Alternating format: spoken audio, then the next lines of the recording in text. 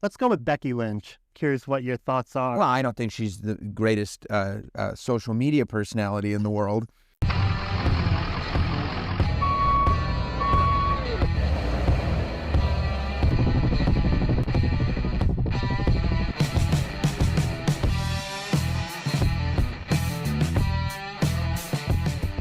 Welcome to Building Friendships. I'm your host, John Sosis, and I'm really excited for today's guest. I mean, he is arguably, maybe not arguably, the hardest working man in the audio platform. You can hear him on Sam Roberts' show on Sirius XM 4 days a week. You can hear him on Not Sam Wrestling. You can hear him on Not Sam Wrestling on Sirius XM. You can hear him on the Satisfying podcast. And you can hear him on the Raw Recap podcast every week following WWE Raw. It's Sam Roberts. And on Building Friendships. You are on Building Friendships. This is going to be an exciting episode because we have to talk about all of it in an hour. But thank you for doing this, dude. Thank you for having me. This is great. Of course, yeah. I've been wanting to have you for a while because you're a legit, like, brick building fan. Yeah. You do, like, for sure. the whole thing. So let's get through the sets that we're doing today. So I'm going to be doing brand new, just released yesterday, the BRICKCRAFT King of the Hill set.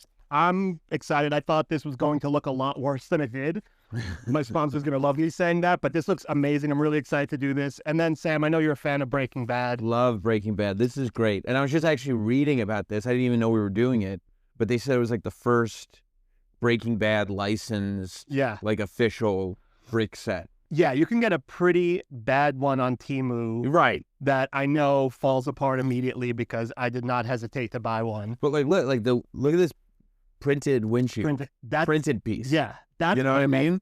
With a Mike Judge reference on here. Like what I love about BRICKCRAFT is all their tiles are printed. It's not stickers. Which is also how you know. Yeah. I'm a legit person at this. The minute I see a printed piece, I go, okay, we're talking. A printed window. I know. I'm not messing around. So we could get started and get into it. So I don't even know. I guess I want to start in the beginning because you do so much now. We can't just start at the end and work backwards. So you went to Syracuse. Mm-hmm. You were majoring in broadcasting at that point?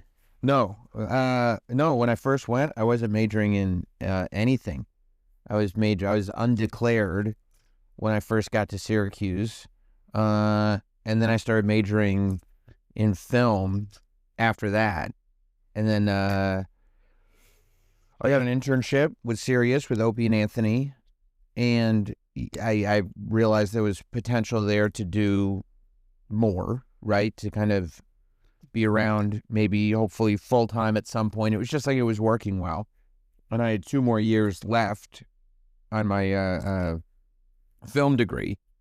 So I switched majors that summer before I went back to school so I could get out quicker. And ended up with a sociology degree. Really? So that's what my degree's in, sociology. It's a good degree. I mean, it's a lot. I know a lot of people with English majors, and I'm like, you barely speak English. Right. I mean, look, obviously I had some kind of interest in sociology because the reason that I got the sociology degree was because I had already, like, mistakenly, just out of pure interest, I had half of a major already done. Yeah. Just based on the sociology classes that I had taken generally. Yeah. So it was just a matter of kind of filling in the pieces, you know? Well, you're also a big film guy. What was your goal when you decided to initially major in film? Like, what was the dream scenario at that point? I mean, I was just really into filmmaking, you know? Okay. So it was like, yeah, I mean, if I could, I didn't necessarily have a sort of, and then this, and then the plan is I'll do this and I'll do that. It was more just, I like film. I like film making. I would love to be a film maker. And so, yeah. And so that's kind of where that ended up. Do you still have that itch, or have you kind of like let that go for the most part? I mean, it's tough for me because short answer is yes. Okay. And I could see that as a thing one day, but I also,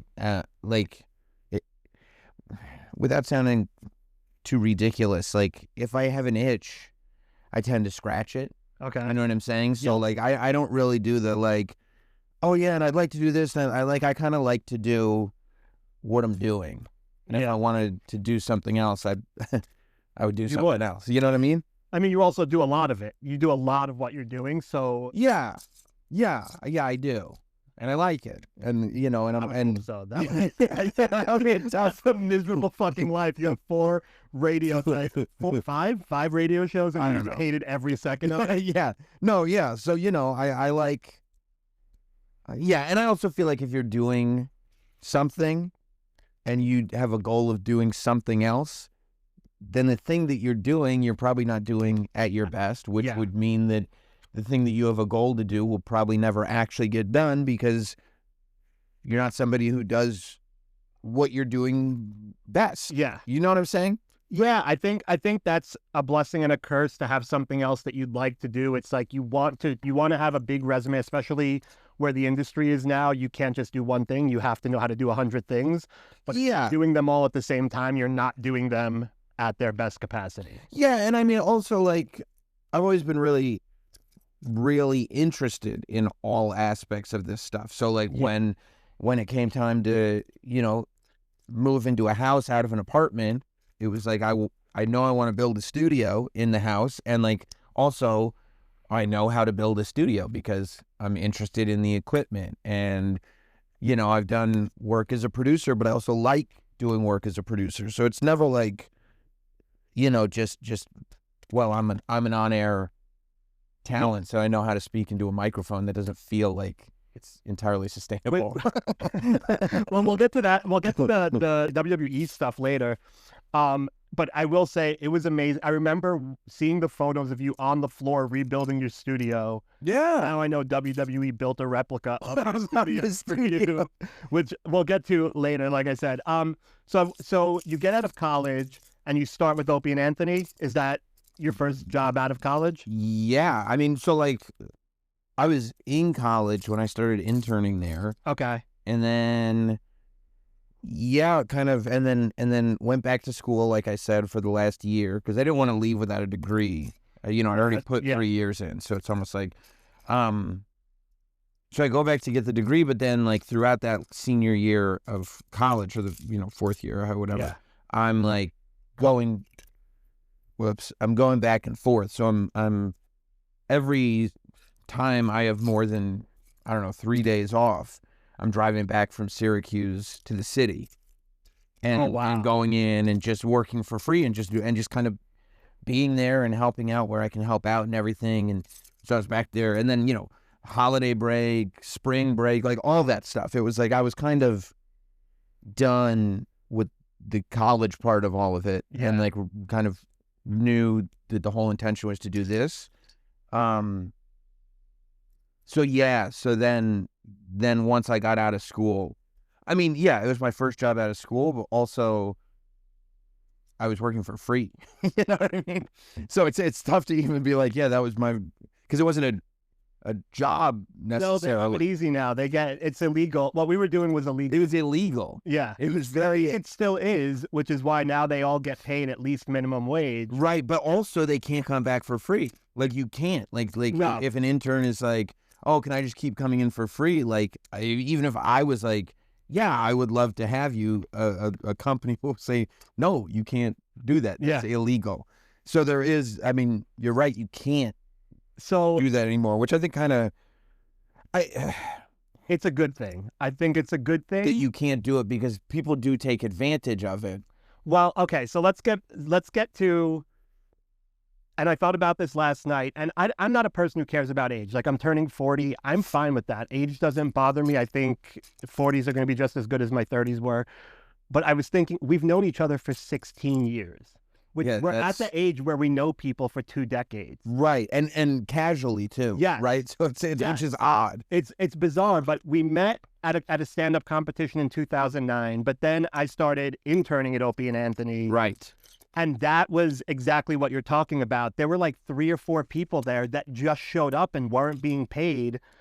And there was a guy who dressed like a pirate. There was a guy that looked like he had a terrible, terrible disease that he could barely stand on his skinny leg. It was just a weird environment because people just showed up and it was okay. It was okay. And also, like, you would have an internship class where you'd have like 4 or 5 interns. And it's like, why would you need 4 or 5 interns to like, and there was no kind of distinction between, you know, what you're doing as an intern versus a paid. Like, there was just no, it was the Wild West. Some of the guys that were there for free were the phone screeners, which means, like, in a way, you're representing this big corporation, answering calls from the guy who's paying for their subscription. That's right. I was like, that's a big responsibility for someone who's literally just walking in the building with no job. There's no paperwork that this guy works. That's 100% right.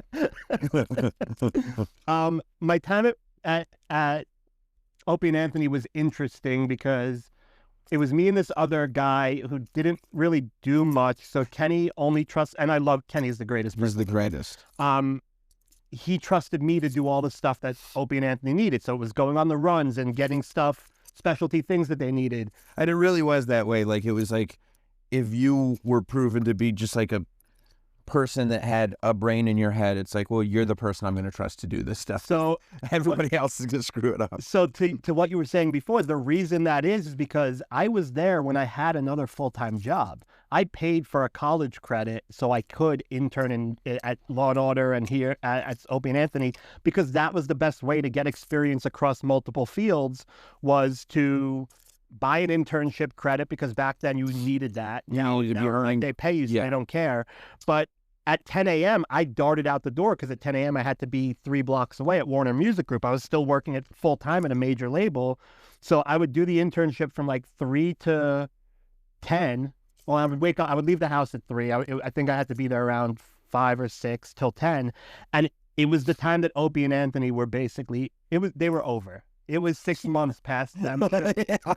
And I knew it was weird because they couldn't have been, both of them couldn't have been nicer. I felt like I was in the middle of a divorce, and I would walk in and they would both ask me how I was and how my weekend was. I'm like, they shouldn't be doing this. Right. And they were just competing for fans on their side, I think. Oh, like they were team competing for my love. It felt so weird. That's so funny that was the dynamic. Because I remember Opie asking me what I thought about, like, the sport, like you would print out the sports scores from the previous day if there were any games, and he was asking me what I thought. I'm like, I couldn't give 2 shits. It's 5 a.m. Yeah, I don't know what you're talking about. Friends later when I'm awake. But they were long gone. They were like 5 years past needing to call it quits. Yeah, I didn't. It's a shame. That sounds right. You just had one more person to chase out before your show was able to launch. So Opie and Anthony leaves. Were you? I mean, Opie and Anthony left in a weird way, too. It wasn't just the show. We had our series finale. It was like Anthony. No, it was a slow. It was a slow, torturous end to a legendary show. Yeah, that's right. What were you doing in that time? Were you looking for other jobs? Were you like, this can't go on anymore? Not in a serious way. I mean, there were times where, like, you know, like I would hand a resume over to a friend that had a thing, but like, it's not like I was going on job interviews. It's not like I was actively looking for something else, because it was still like, everything still felt like, I don't know. I'm not like I'm a very sort of, I don't know if patient is the right word, because emotionally you get impatient, but like just the realization that, like, look, this is, if somehow you can make this whole thing work, it's not going to be quick. You know, and maybe when you first start, you go, oh, I'm going to be the youngest guy to ever do this. And then you realize pretty quick, no, you're not. Like, you're definitely not. Yeah. But so, yeah, I mean, from my perspective, I was very much like, you know, this is still where I should be. You know what I mean? And I don't think there's any place else that I want to be, and things are still good from a me perspective here. You know what I mean? Did you find it? And I don't take on other people's problems. You know, I like it, you know, it's whatever was like going on. Indifferent, like not indifferent, but you were just like, this isn't my fight. I'm here to do a job, and I'm gonna. Yeah, I was at work, and like, and sometimes that work involved, you know, getting everybody all, you know, on the same page. You know, yeah. Were you worried at all because of what Opie and Anthony was, that it would be harder for you to find a job if you were to leave? Did that something that crossed your mind at all? No, and maybe it's stupid. Maybe it's just like kind of blind faith, but it's also part of like I always figured out how to do things on my own as well, so that like, should I be in a position where, say, that were to happen and there was, you know, and nobody wanted to hire me, then I could still make my own work. Like I always felt it was important, regardless of where you're at, to be able to prove your value independently if need be. Like not associated to any specific project. And I mean, that's an important thing that I think a lot of people in our generation knew, because we're seeing the independent content creator community now. Yeah. And it's all independent based. Yeah. I mean, people wouldn't know. You could go to a 23-year-old, they won't know where to find your show because they don't know what radio is. Right. Yeah, no, exactly. Yeah. And I've always felt that, I mean, if you have value to the point where like somebody would want to hire you for your value, then that value should be also demonstrable independently of that. And that's kind of what I always just relied on. So we don't have to go into where the last professional broadcaster came from. It's not long if you. No, I think it's funny because I look at content today, and I'm like, there's nobody that knows how to broadcast.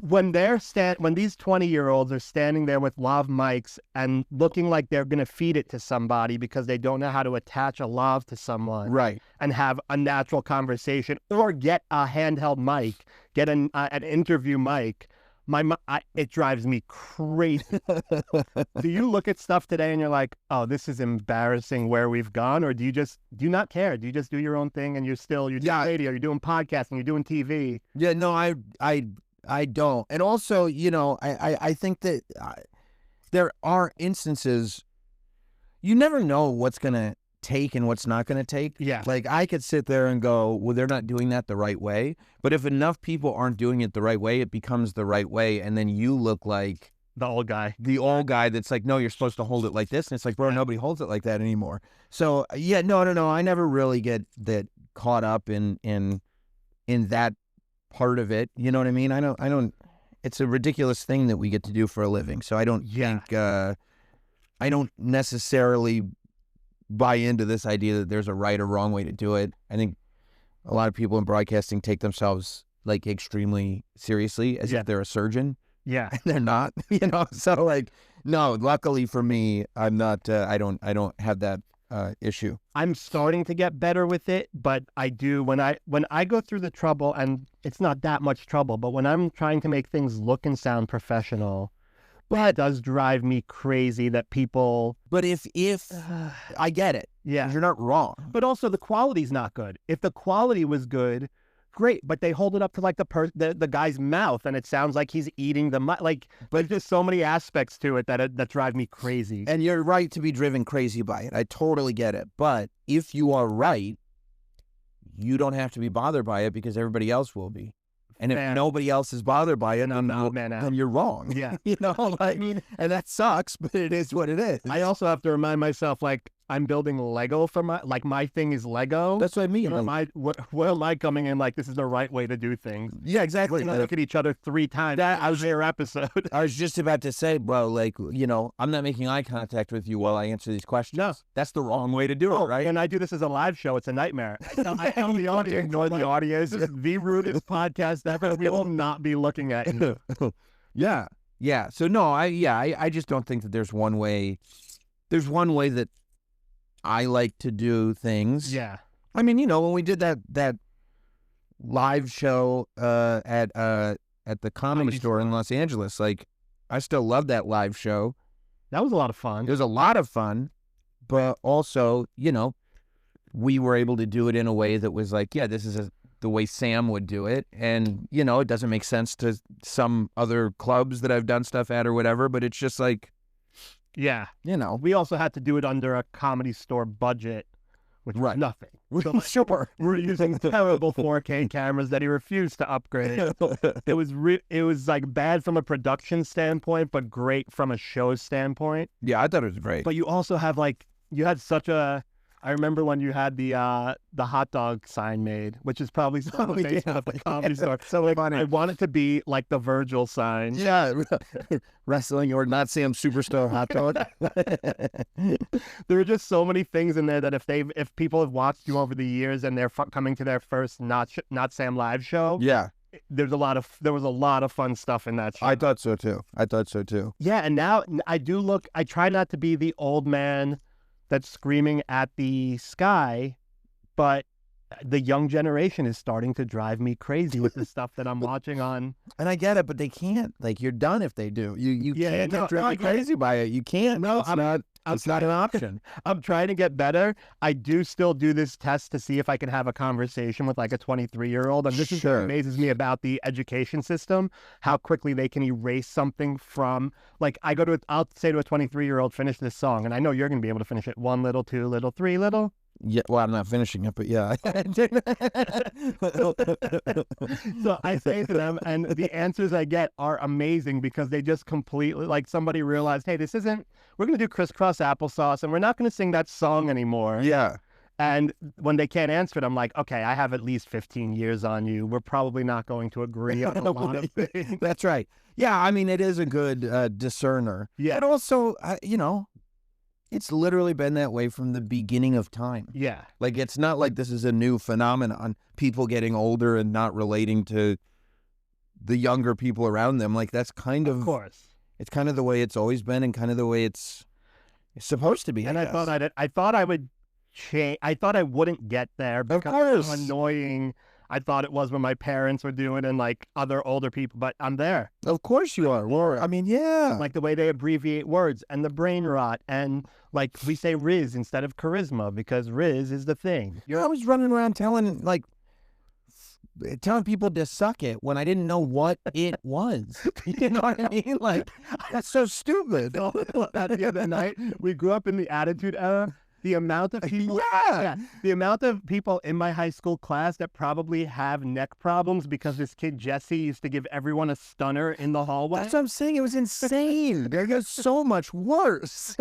I'm nuts. I remember it distinctly because he would give us RKOs, which are very different than stunners. Right, of course they are. And he would pull our necks. The fact that none of us had broken necks from what he would do, just walking to Spanish class. I'm walking to Spanish class. I don't need my neck ripped from my spine. I mean, I can't imagine what was going through the minds of these teachers. Like, I remember specifically getting chokeslammed right before biology. And like, we just started biology. Like, nobody stopped anything. Nobody went to the office. I just got chokeslammed. And then I was like, okay, are you done? It's time to start class. We just started biology. You just started. Funny. Yeah, no, it was a lot what we grew up with. So I'm surprised that we've turned out fairly normal considering. Yeah. A decent amount of success considering what we were up against. Okay, so you're at Opie and Anthony. You're still doing that. Opie and Anthony ends. You go, it becomes Opie and Jim. Then it becomes Jim and Sam show. What was that transition like? Was there some kind of, I mean, was stuff like that with me when I get these opportunities or I get into a new, bigger position, there's imposter syndrome. Did you face that at all? Yeah, sure. Yeah. And it might have been justified, I don't know if I was fully, I don't know if anybody's ever fully ready for anything. Yeah. But like, yeah, sure. There was imposter syndrome as, there has been with everything in the beginning anyway. I might, just kind of be getting over that now to a large extent. But no, the way that happened was I had left the show. I was doing my own thing and I was doing a show late at night. I was doing 9 to midnight every night, 5 nights a week, the original incarnation of Sam Roberts' show. And it was great. It was insane. Like they kind of, you were like, okay, you're going to get to do your own show. I was like, great. And then everybody forgot. You know what I mean? Like it was just like, you're just left alone on this island. And there's a great quote from the Count of Monte Cristo when he's locked up in the tower, and the old man that he's learning from says, I believe he says neglect becomes our ally, and or something like that.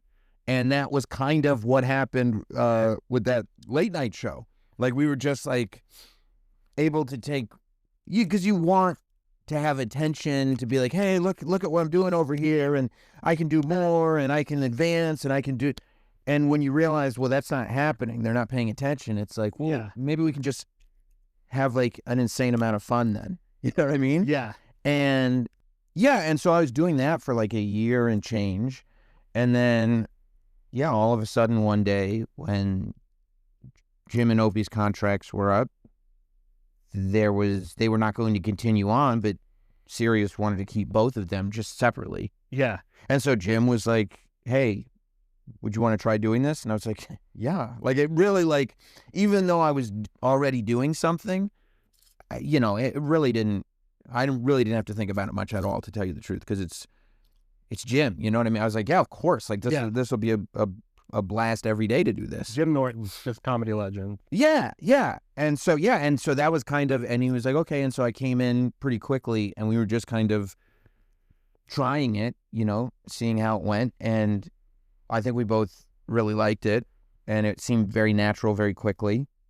And so, we went forward with it. Was that like I wouldn't say first, but was that a big sign of validation for you that this guy who's just at the top of the comedy ladder trusts that you can be a co-host? I mean, massive. And less.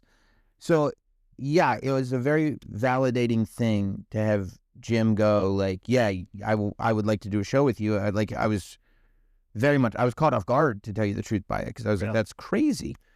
But then when we started doing the show, and he fully, and immediately treated me as a complete equal, that was what was really validating. When I was like, he could, and he's earned the right to kind of take this thing over, and I'm just here to assist him.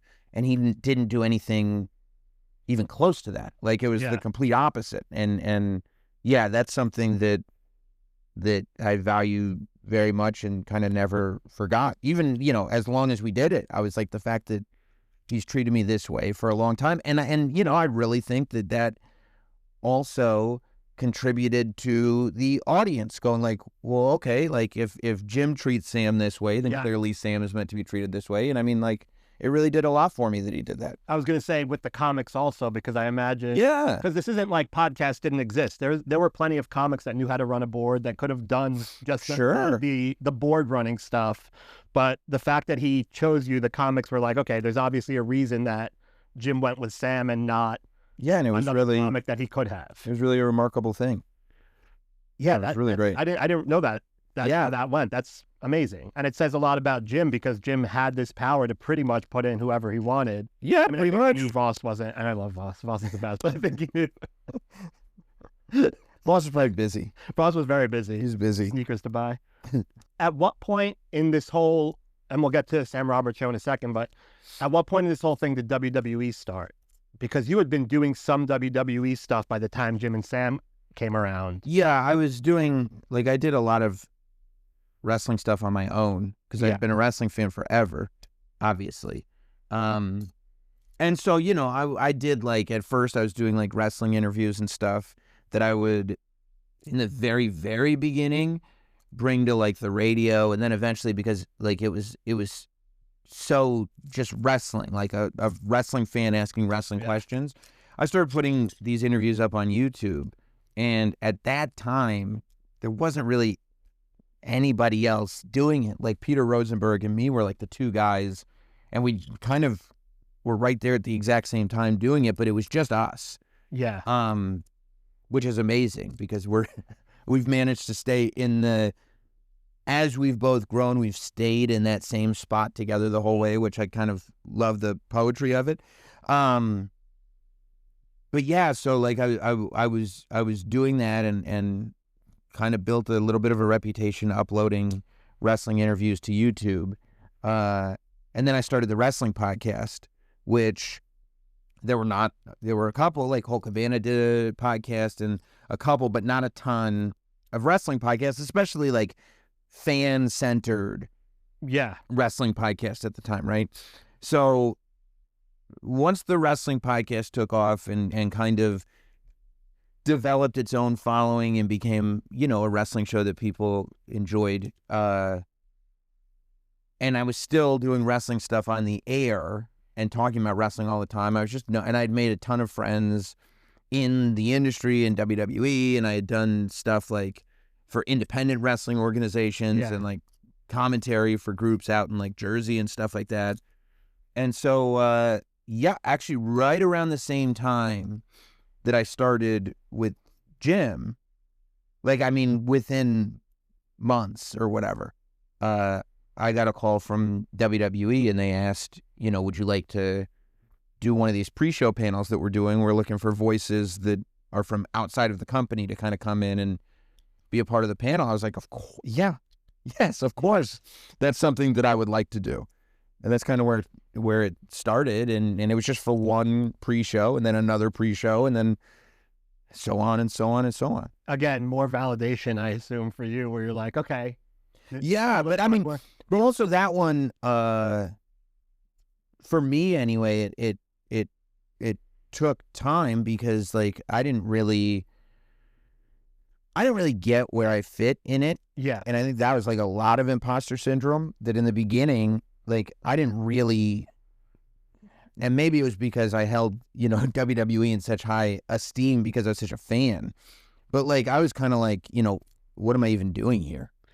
Did you get nervous about the spectacle of it being ruined if you're too far on the inside? No. Not the spectacle in terms of obviously it's scripted, but no. like, I don't want to know what happens behind the scenes. I don't want guy. I very much want to know what happens behind the scenes. No, that's not a thing. Like I'm and I get that. I think there are people like that for sure.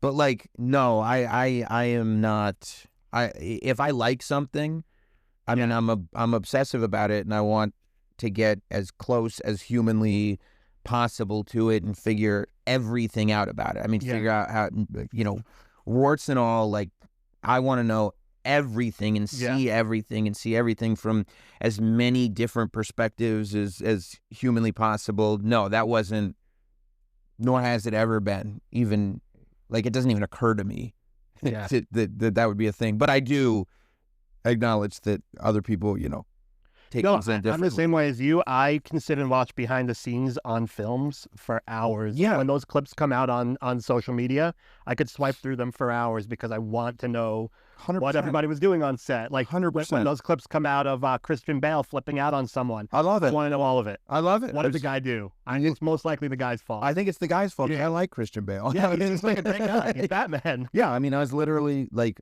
on the way up here, I had a YouTube thing on in the car watching, and not actively watching, but listening to like stories from The Shining and Stanley Kubrick driving Shelley Duvall crazy.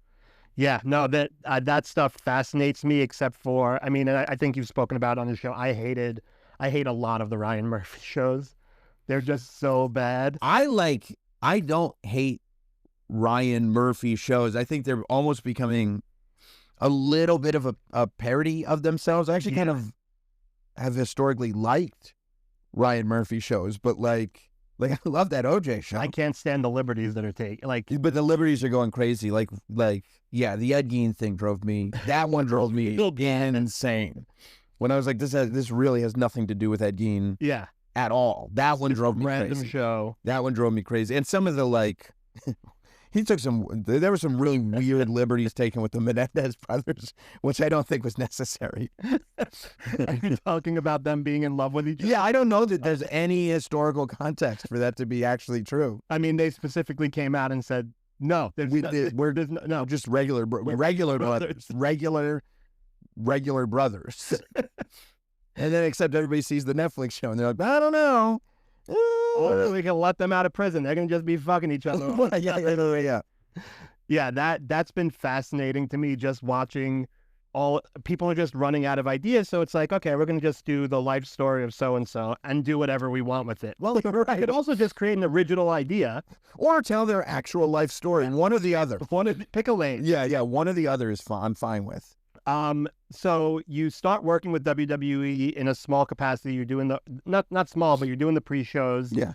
At what point does it kind of ramp up where now you're doing the podcast for them, now you're opening trading cards with Triple H. Like, do you look at that and you're like, what the hell is my life at this point? Of course I do. Yes. I'm glad that you're not like losing the wonder of it. Like, oh, I got to go to work. No, I'm like, this is crazy. Every day there's another crazy, like these things are ridiculous. Like, they're not real life. But I saw the clip of you opening the cards. I'm like, Triple H could not be less interested, but I imagine Sam's having the best day I'm having of his the best life. day of my life, and I'm going to get him interested. Yeah. And I would argue he was interested by the end. You're like telling him how rare the card is, and he's like, I'm how like much money are you bringing in? I'm shouting at the side of his face. He's like, okay, like, I work with these people. Be professional. Like, yeah, we're trying it out. He's like, I know, I see. Yeah, I just booked his match. Yeah, I did that. Yeah, there's a reason he's on the card. I put him there. So I want to get into a little deeper into the WWE stuff, because now, in a weird way, you're being dragged into storylines. Like, Becky Lynch is going crazy trying to ruin your reputation. Yes, she is. How crazy is, like, for me, that's like if you were involved in the Razor Ramon 1, 2, 3 like feud. Like, It's Razor starts tweeting at you that you're a failure and you've just gotten suspended because they complain. Like, it's just crazy to watch somebody I know being dragged into a story. Why is this happening? I don't know. I'm telling you, and I'm not. This isn't like some weird, like, I'm telling you that I turn on my phone, and like, all of a sudden I'm just like scrolling through Instagram. And I see me on the Instagram that I'm scrolling through, and I go, why would I'm not looking at my own account? Am I looking at my own post or something? Yeah. And then I just see that Becky Lynch has decided to, go crazy on whatever I was covering on my wrestling show on that particular day. And it's nuts, dude. And it's like, nuts, but there's no like, oh yeah, here's what we'll do, and this is the play. Like, no. It's just her going after you for the sake of because she feels like I need to be gone after. And for the record, like, you're dealing, like, she's one of the greatest female superstars, one of the greatest superstars Of all time. Like, Legendary. which is what, a few months or a year after The Rock already acknowledged that he watches your show? He did. Does being an adult change the aspect? Like, No, there's no, first of all, no. I mean, you can't go, being an adult changes things. Now I look at wrestling differently. Like, if you're looking, it's wrestling. yeah. Like, what are you talking about being an adult? Like, you can't, it's not the same thing. Like, you don't, how does one look at professional wrestling through the eyes of an adult? Like, that's not really a thing. You know what I mean? I think And if it is, you're probably taking yourself too seriously. Oh, yeah, for sure. Right? Not so much looking at it as much as if this happened to a kid, that would be crazy. It would be crazy, but it would also be very inappropriate if it happened.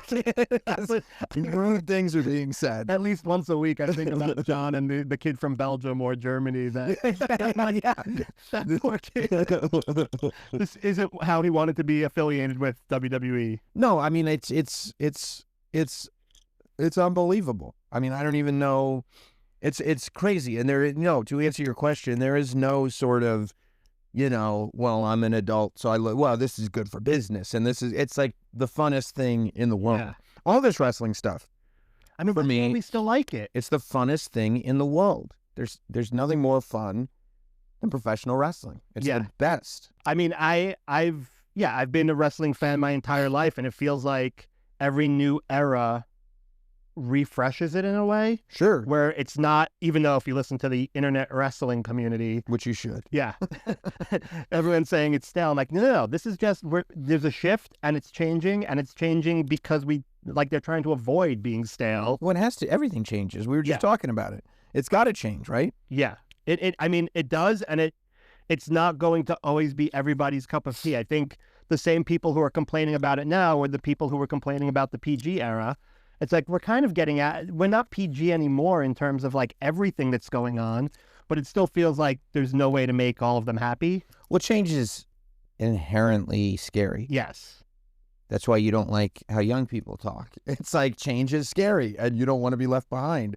And I get it. You know what I mean? That's a kind of, again, it's sort of a natural human thing for whatever reason. That's how we're built.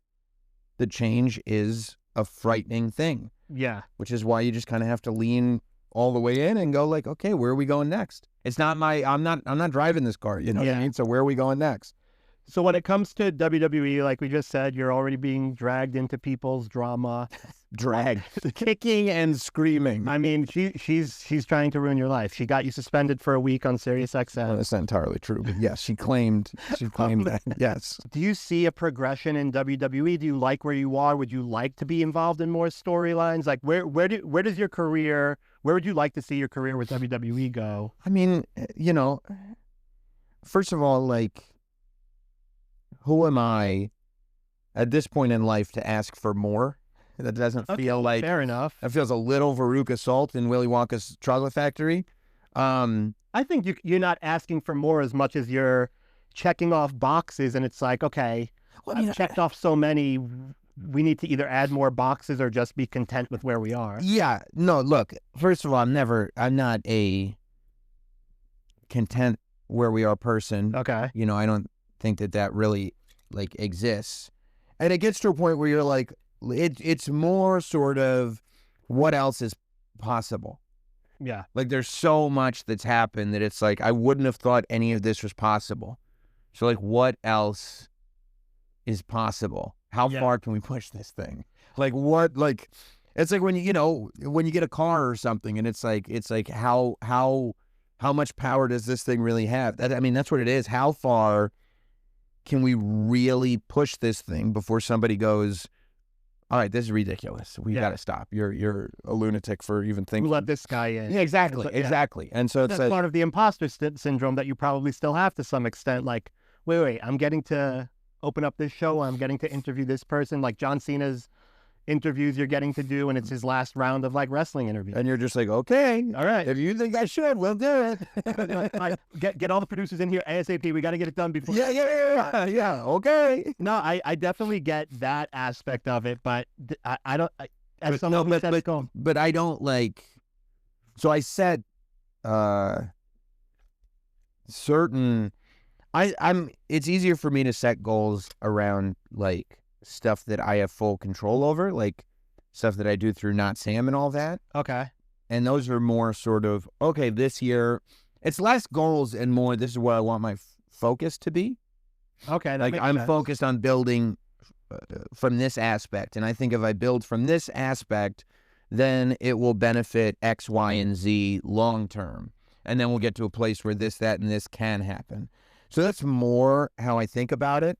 But no, I really don't, because I don't have, control over who decides to do what with me. I want to, like I was saying before, provide value in as big a way as I possibly can. Yeah. To Sirius, to WWE. I want to be somebody who provides value. And so that's really where all that focus goes. It's like how else can I provide value, and are there opportunities for me to provide value in different ways that I can take advantage of? Yeah, it's an attitude you have to have when you're with a big company. It's, I'm a team player. Tell me what you need and I'll make it happen.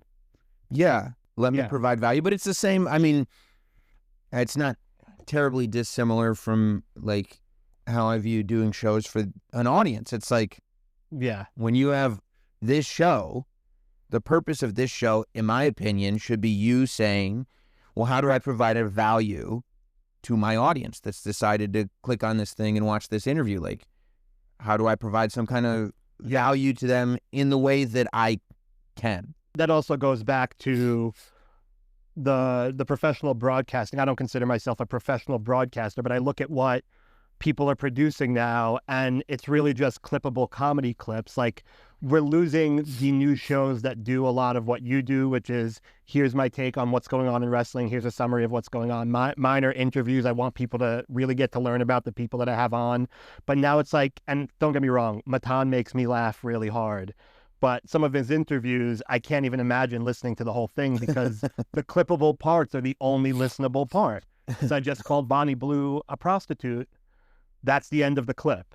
But that's what gets views. And I feel like sticking to what you said, what are you providing your audience, and are you being less, not loyal, but are you sticking to that versus trying to go after the clips? That's one thing I have to keep reminding myself of, is like, don't worry about the clips. They'll come with a good interview, or they'll come with a good take, or they'll come with whatever. Where I think a lot of people are doing what's clippable first, and then we'll figure out the content around it.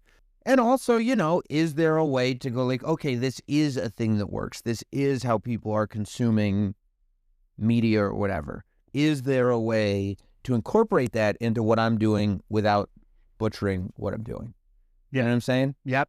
How do we make it fit the format without changing the format so drastically? Right, exactly. Like, oh yeah, I could do a little more of this, a little more of that. I hadn't thought of that, you know. Yeah. So speaking of clippable, let's get to this new segment sponsored by BRICKCRAFT called Block Takes. I want to know some Sam Roberts hot takes. Just in general? In general, they could be wrestling related. Like, what's one of yours? I mean, I heard you talking about this on your show, and denim is not supposed to touch human skin. You were talking about jeans. It's terrible. And the head of transportation or whoever wants us to start. Sean from The Real World. Yeah, Sean from The Real World wants us to start dressing up nicely for the. Okay, here's my hot take then. Okay. Yes. You should not wear pajamas on the airplane. Define pajamas. I mean, like, I wear pajama pants and a hoodie. You should wear your normal clothes on an airplane. And you should dress appropriately and wear your normal clothes on an airplane. I do not think that denim, and this happened to me over the pandemic when I decided this was going to be my new way of life. I'm wearing jeans now. I'm not thrilled about it. Denim should not touch your skin. It's not comfortable. You can't pose properly in it. You can't cross. What are you posing for? You want to cross your legs. You're sitting on a plane. You want to stretch a little bit. Look at this. I'm not. Look at this. It's one of the great leg crosses of all time. It's a very popular leg cross. No, There's nothing that I can do that I can't do in denim. Have you done a podcast in sweats? I'm not doing. Nobody knew you even had pants on. Well, I'm not doing. But I would know. I'm not doing podcasts in sweats. I mean, I'm a professional. That's the whole last thing. Fun. Yeah, I wear clothes. You know what I mean? Like, this idea of I have to figure out how to become so absurdly comfortable it's like I didn't even get out of bed is disgusting. But like, the world was ending, and then I tried on sweats, and I was like, well, if the world's ending, I need to be comfortable. But the world's not ending. It's fine. But I found something better than before. No, you're not, because if you're doing that, you are not embracing the world. You're almost defying it. You're not. It's as if you've decided, you know, it's more comfortable never getting out of bed, and that's disgusting. But that's factual. Never getting out of bed is I would feel like crap about it, like I'm not contributing. But I contribute fairly well in sweats. You can only contribute so well in sweats. Like, by the way, and I will tell you, there's a few things. First of all, everybody that works with me and for me are all aware that shorts are completely banned throughout the year. I don't think shorts should ever be worn, like ever. Well, I mean, on the beach, you look like a... Oh, I don't go to the beach. Okay. Okay. But no, in a professional setting, shorts are completely inappropriate. I agree. But I feel like, you know, sweatpants are right there too. To wear sweatpants to anything that is of any, like, what it's saying is, I don't care about this. Really? What is going on right now, I don't care. I'll do it from bed. See, and I would argue that wearing sweatpants means I'm ready for everything. If there's a fire, I can comfortably get everybody out and my legs are free to run. Saying nobody, do you understand that firefighters have the most immobile outfits of anyone? For it. We're talking about the average citizen. I bet you I could save my entire family from a fire all while wearing denim. And that might impress you. You know what I mean? You might find that to be very... Are you going to be as flexible as... What is flexible? I'm plenty flexible. I feel like my legs are free when I'm in sweats or like a nice pair of Adidas. The Rock shows up to wrestle, like when he was coming out to do promos, he was wearing those really comfortable Adidas. Well, he's selling athleisure. Okay, fair enough. Fair enough. You know, he also wore. If you have an athleisure deal, I honestly have much less of a problem with I will take that one back. that business mind kicks in. He's selling Team Rock athleisure. Okay, got it. Okay. I'm saying, So we're gonna see Not Sam sweat jeans before Not Sam sweats. well, I did put out Not Sam Wrestling sweatpants. Okay. Because, you know, again, it's like, I can have my personal feelings about it, but business is business. Okay. You know what I mean? But yeah, no, I think sweatpants are No. disgusting day to day. I would strongly disagree. I think you need to be comfortable throughout your life. You're not going to be here forever. You need to enjoy your time. I couldn't be enjoying my time more. And I'm wearing jeans I wear jeans in the house. I'll put sweatpants on if I take a shower at the end of the day. And there's no chance of me leaving the house.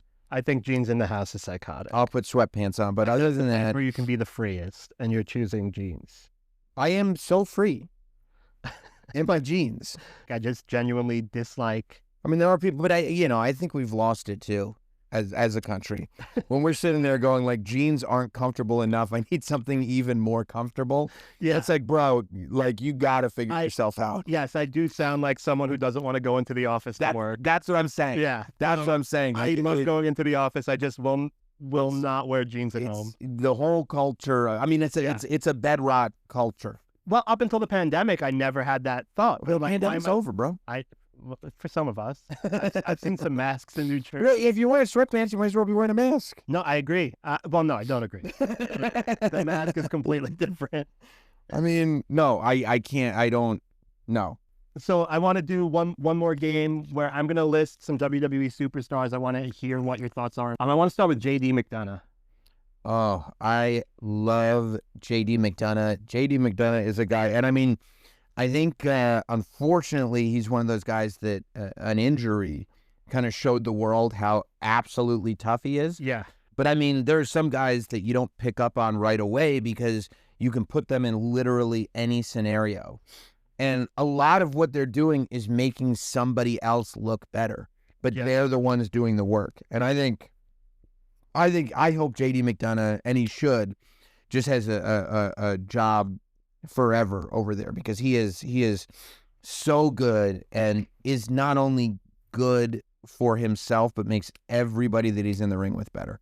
Yeah, and in terms of what you just said about making other people look better, I think that them using it says so much about Finn Balor that they're making superstars off of Judgment Day. Dominic, Rhea, Damian Priest, JD, like R-Truth, elevated by that. Yep. So, and I think the centerpiece of that, even when Edge was there, was Finn Balor, and I think he's going to be a champion in a year. Within a year, I think Finn Balor is world champion within a year. Yes. I think they're waiting for that moment where we have a big enough heel that when his music hits. You think Finn Balor is a babyface champion within a year? I mean, look, I love the idea. It's as crowded an environment as it's ever been. They have a deep roster. Yeah, which is great. Yeah. But I would love to see it.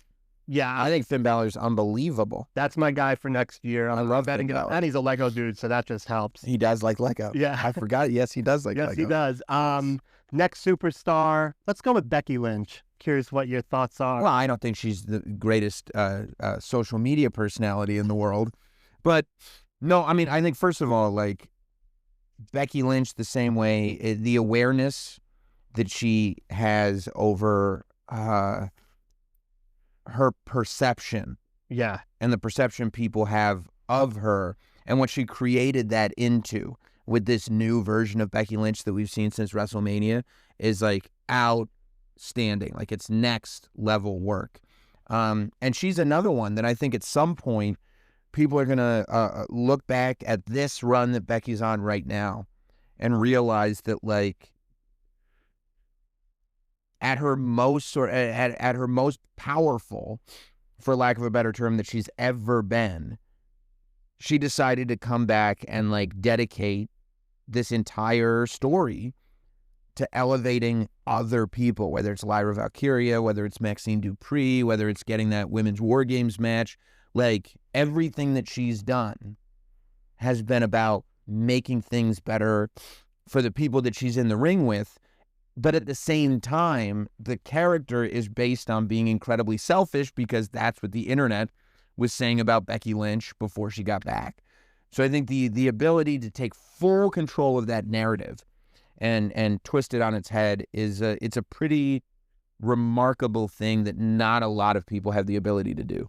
Yeah, no, I would agree. I mean, I think for me, the way that we're pushing John Cena as the greatest of all time, when it comes to the female superstars, I think she's got to be in that conversation without question. Yeah, I think she's definitely in for sure. And I mean, look, it's hard because she's not even close to done exactly. yet. But I think she will definitely be in the conversation for best female of all time. Yeah, I think she's pretty remarkable. One more I want your thoughts on, because I think I hope that he gets the shot that he should get, but Grayson Waller. I mean, Grayson Waller is like, he's pure entertainment. I think that he has proven that, and this is a skill that not everybody has, that he's got this ability to shine in whatever situation that he's put in. And I think that, he has brushed up with greatness, but hasn't really had that moment where it's fully his moment, I think, to your point. But I think that he's one of those guys that just sits there and will 100% be ready for that moment when it hits. You know what I mean? Yeah. No, that's how I keep looking at him, especially just seeing him on the mic. For me, I'm a big mic guy. It's like, if you can do the mic, what you do in the ring can be supplemented with what you're able to do on the mic in a lot of situations. And I actually love his finish too, where he goes out of the ring and then rolls back in and everything. I think it's great. Yeah, no, he's a guy that I also think 2026 is going to be a big jump for him. So we're winding down. I ask one question to everybody before we wrap it up. If you could change one thing about yourself, what would it be? I mean, I wouldn't be bald. Really? No. I like being bald, actually. Even that's a lie. No, I don't know. I don't ever think in those terms. I guess I would, I don't know, maybe be somewhat more patient, I guess. Okay. I guess it'd be good to be more patient. Yeah, no, that's a good one. I think your first answer reminded me of Marin, who was just like, I think I'm fat. Yeah. I mean, I guess. I was like, Mark, what? Yeah, I guess I would. Yeah, I would. That's probably a good answer too. I think my physique, without hesitation, like Marin's worried about his weight out of everything. Out of that, yeah. No, I think he's onto something there. I think that's a good answer. Yeah, that would be good. I think patience is one of mine also. I think I want things to happen quickly, and then I realize when I watch things happen quickly, they also end quickly. Yeah, they're the worst. Like, yeah, so I'm good with that. So let's talk Sam Roberts show. Jim left this year, so Jim and Sam was over. Yes. It is now Sam Roberts show, and I have to say, like, not because you're sitting here and I'm going to kiss your ass, but beginning of that's the year, fine, by the way. You did the first episode. I was like, I'm wondering what this is going to be. So was I. It feels like such a fluid, fun show, like just you and your friends hanging out, which was what Opie and Anthony was. Are you still enjoying it the same? Is it different? It's totally different, for sure. So it's hard to, I'm having a blast is the short answer. Like I'm having so much fun. I like kind of the challenge of creating it. We really did not know what we were doing at the beginning of the year. We didn't know what was going to happen. And, I literally, the first show of the year, like I was like, okay, we didn't have a name for the show. We didn't know what the show was. That was all legit. But like, so honestly, like getting to do that process just on the air and just figuring it out as we go, that's been really, really fun. And then kind of seeing the result where it's turned into something that it seems like people are enjoying, has been really, really cool. So yeah, I mean, I absolutely love it. Yeah, no, I think it was like, and the guys have been so good, by the way. And yeah, Travis, Troy, Mike, and our intern Danielle have all been so like incredible all year that like, you know, I don't know that it would be nearly as I don't know if seamless is the word, but I don't know that it would have been nearly as effective without those human beings. Yeah. So yeah, You've been working with them for a while, so it's most of them. nice. Yeah. Yeah. So that's awesome. Yeah, I've genuinely really been enjoying the show. And it's also how because I live in Los Angeles, it's how I keep up with the chaos of New York. Oh, that's awesome. When you guys are talking about the mayor, and I'm like, this guy really, like, I'm sad that I'm missing this, but I'm also not sad that I'm missing Yeah, yeah. Yeah. No, I vicariously through really us. keep up with my New York stuff through you guys. So that's awesome. All right, let's see where you've gotten, because you did pretty well. Yeah, I actually did great. Considering we've been talking the whole time. Yeah, I was worried that I wasn't going to do well because I don't multitask well. I don't like multitasking. But yeah, I mean, I did all 3 bags. Yeah, no, I only put out 3 because I was pretty So that's sure you weren't going to get this far. But that's pretty good. And it actually looks better than I thought. I thought it was going to be more square. I'm actually shocked at how good it looks. No, it does look good, and a little meth lab. meth lab in there looks really good. And look at that hinge door. And printed tiles. Those are all Printed tile up front. Yeah. I mean, the stripe on the side, all printed. Well, these are different colors. These are 2 different tiles. Oh. Yeah, those are solid. Oh, yeah. Look at me. Yeah. Not even realizing. Yeah, I got the lawnmower done. Is that hood printed? Yes, it sure is. So is his face right here, one of them. That's great. Yeah. No, you're going to get to take one home. I have one more gift for you. No way. Yeah. And you'll get the Christmas bag. I built one of these. That's great. I actually have never built one either. And I wanted to, so I got the Brock Lesnar one and I got this one. And then you ended up with these. We were going to do this. That's so funny. Actually, we weren't going to do that. Those look so quick to build. Yeah. I feel like these are... Take that home, or just not even open it because it's probably going to be worth something in a few years. Mr. McMahon versus Stone Cold Steve Austin, stack down. Stack down. And like Lego owns the license to the minifigures, so they had to create whatever this was. Yeah. With like the elbow articulation and stuff. But it's hilarious. Awesome. It's so funny. That's well, thank you. Thank you for doing this. Where can the people find you? Not Sam across all social media. The show's Instagram is Sam Roberts SXM and Not Sam Wrestling. But yeah, if you just follow on Twitter, Instagram, and Facebook, Not Sam, you'll find it all. Cool. Yeah, simple enough. Not Sam. Thank you guys for watching. You can follow me at Saying Sosis. You can follow me at Building Friendship Series. Subscribe on YouTube. You don't have to like it. Just please subscribe.